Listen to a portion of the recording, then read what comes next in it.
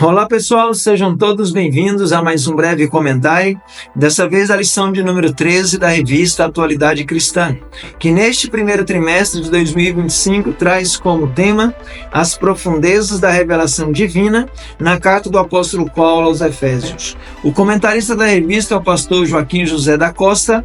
Eu sou Fábio Fernandes, vem comigo nesse resumão.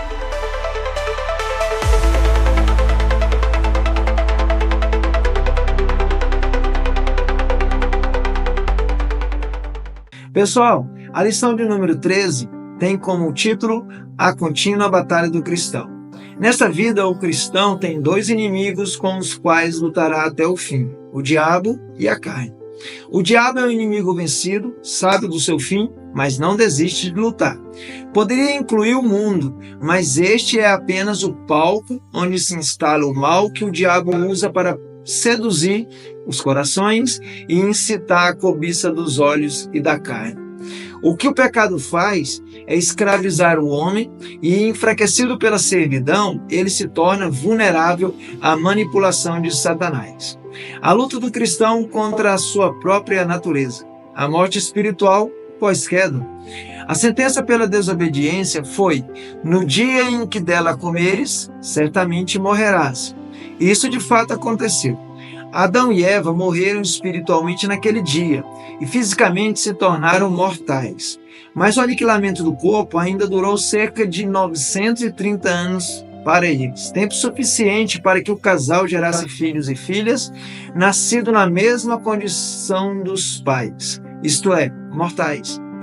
Mas o socorro divino veio por meio da morte de animais, de cuja pele o Senhor proveu a cobertura da nudez do casal, pré-anunciando o sacrifício vicário de Jesus Cristo, que é o último Adão e espírito vivificante, para o resgate da descendência perdida do primeiro Adão. A força da nova natureza. A morte espiritual é, em verdade, a inatividade do espírito humano por ter se desconectado de Deus. A inércia do espírito deixa o homem sob o governo da alma, a qual é controlada pelas emoções, pensamentos e vontades que, por sua vez, estão influenciados e fragilizados pelo pecado. Esse desgoverno interior inviabiliza todas as tentativas de fixar a paz, o amor, a justiça e a harmonia na sociedade. Mas Jesus Cristo ressuscita o espírito dos que nele creem e os filia novamente a Deus, fazendo deles novas criaturas. E pelo poder do Espírito Santo, a velha natureza é mortificada e o cristão segue vencendo pela santificação. A contínua rejeição da cobiça da carne não se faz por meio da resistência, força de vontade, resignação ou autoflagelação, mas sim amando a Jesus Cristo e guardando a sua palavra. Paulo ensina que para não satisfazer os desejos da carne é preciso antes andar no Espírito. Jesus orou ao Pai dessa maneira: santifica-os na verdade, a tua palavra é a verdade. O Espírito Santo atua junto com a palavra para gerar um novo nascimento e continua atuando para a santificação e crescimento de cada cristão. A luta do cristão contra a hierarquia satânica. Existência e localização dos poderes das trevas. A Bíblia fala de um céu na esfera física, também chamado de firmamento, que envolve a Terra e nele se localiza o Sol e os outros planetas. Segundo o apóstolo Paulo, os poderes das trevas estão localizados nesse espaço, que ele denomina regiões celestes.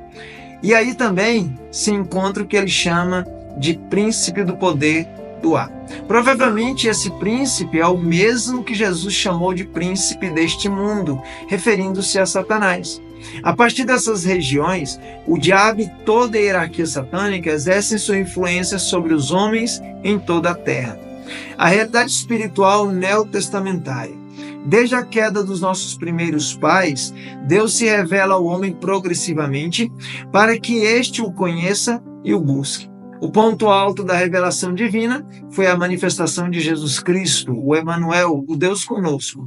Jesus revelou muito da dimensão espiritual a seus discípulos e depois da descida do Espírito Santo, as revelações se multiplicaram, tanto do conhecimento de Deus e dos seus dons espirituais, como, infelizmente, também dos poderes das trevas.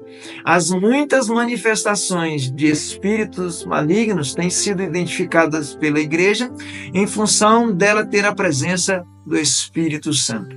A capacitação do cristão para vencer. Jesus municiou sua Igreja com poder e autoridade para curar enfermos e expulsar demônios. Para isso acontecer em maior intensidade, é preciso que os cristãos estejam alinhados com Cristo e a sua palavra. Infelizmente, ainda há muita deformação de conduta que precisa ser corrigida no meio cristão. Pedro adverte que já é tempo que comece o julgamento pela casa de Deus. Esse julgamento não é o chamado tribunal de Cristo para fins de galardão, mas sim um tempo de provação para a igreja, a fim de queimar sua palha e levá-la à maior pureza e aproximação do Senhor. Daí virá o maior avivamento de sua história e a colheita de almas jamais experimentada. O cristão e a armadura de Deus. Possuindo a armadura de Deus. Deus ensina que as armaduras de nossa milícia não são carnais, mas sim poderosas em Deus para a destruição das fortalezas. Com isso, ele ensina duas coisas. Primeiro, que Deus nos deu armas poderosas. E segundo, e que há fortalezas espirituais malignas que precisam ser combatidas e destruídas. Armas espirituais defensivas e ofensivas. A lista de armas que o apóstolo Paulo apresenta em Efésios para encarar a hierarquia satânica exposta no texto contém armas defensivas e armas ofensivas. Vejamos as armas defensivas. Primeiro, cingindo os lombos com a verdade. O conhecimento da verdade liberta, pois ela é o próprio Cristo e sua palavra. Segundo, vestindo a couraça da justiça. Satanás infiltrou-se em algumas religiões, infelizmente, e inspirou a ideia falsa de que o homem é justificado por suas obras. Precisa fazer para merecer. Isso é mentira, não é bíblico. Mas o cristão verdadeiro sabe que sua justificação perante o Senhor é pela fé mediante em Cristo Jesus, o nosso único Salvador. Terceiro, calçando os pés na preparação do Evangelho da Paz. Os pés são a base que sustenta o corpo e por meio deles nos movemos para todas as direções. A preparação do Evangelho capacita o cristão a explicar com segurança o motivo de sua paz, de sua fé e principalmente da sua esperança. Quarto, segurando o escudo da fé. O texto explica a utilidade do escudo da fé, que é apagar os dardos inflamados do inimigo, do diabo. Quinto, tomando o capacete da salvação. O capacete protege a cabeça de ser atingida e preserva a segurança da salvação, repelindo as dúvidas. E as armas ofensivas? Quais são? Primeiro, a espada do Espírito, que é a palavra de Deus. Foi com a palavra que Jesus venceu Satanás na tentação no deserto. E o mesmo ocorre com cada cristão versado na palavra do Senhor. Segundo, a oração. Essa é uma arma altamente ofensiva. Por meio da oração, a igreja pode mudar as pessoas e o mundo e ainda neutralizar os poderes das trevas. A vida do crente é uma contínua batalha contra a carne, o mundo e o diabo. Se o cristão não se dispõe a lutar contra esses inimigos, nem por isso eles deixarão de lutar contra ele e carregaremos conosco a velha natureza até o dia da redenção. Todavia, temos abundantes condições de viver vitoriosamente vencendo a carne pelo poder do Espírito Santo e vivendo exclusivamente para Jesus Cristo. Pois bem, pessoal, Quero agradecer por ter assistido até aqui, esse breve comentário da lição de número 13. Também quero deixar o convite para você participar conosco da Escola Bíblica Dominical, das 9 às 11 horas, na Igreja Evangélica Assembleia de Deus, pastoreada pelo pastor Joel Moreira. Estamos localizados na quadra 118 Lote A, ao lado do quartel do Corpo de Bombeiro de Santa Maria, Distrito Federal. Um forte abraço para todos vocês, fiquem com Deus, Deus abençoe a todos.